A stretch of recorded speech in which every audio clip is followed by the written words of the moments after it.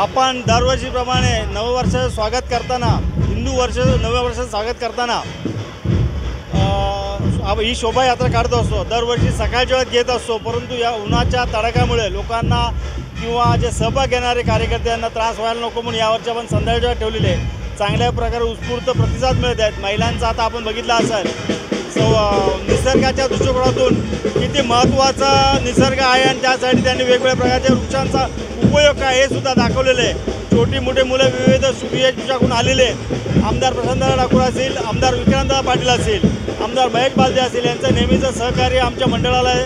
उत्कर्ष सांस्कृतिक कला क्रीडा मंडळ हे सोशल ॲक्टिव्हिटीज वर्षभर करत असते, त्यातली एक सांस्कृतिक ॲक्टिव्हिटी ही आपण करत आहोत आणि चांगल्या प्रकारे वेगवेगळे विविध उपक्रम उत्कर्ष सांस्कृतिक कला क्रीडा मंडळावर करत असताना आजची रॅली आपण किंवा शोभायात्रा घेत आहोत। नवीन पनवेलमध्ये एकच ही शोभायात्रा आहे। मागील 9 वर्षापासून आपण ही शोभायात्रा घेत आहोत आणि चांगल्या प्रकारे हिंदू धर्मीय इथे सहभागी होऊन याला सहकार्य करत असतात।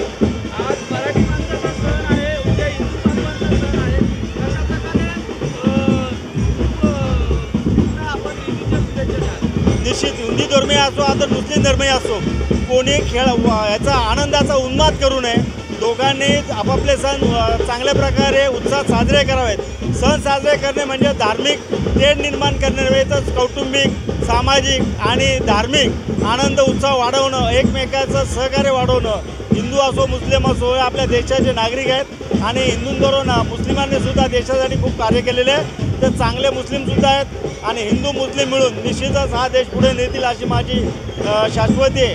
निश्चित आपण ज्यावेळेस हिंदू धर्माचं बघत असो तर बऱ्याच म्हणजे काही नतदर्श लोक असतात ते काही चुकीच्या ॲक्शन घेत असतात आणि त्यामुळे ही दुही निर्माण होते। त्यामुळे हिंदू धर्म हा सहिष्णू असून हा नेहमीच सहकार्याची भावना घेत असतो। उद्या ईद आहे, तो सुद्धा ईदेचा सणसुद्धा चांगल्या प्रकारे साजरा केला जाईल।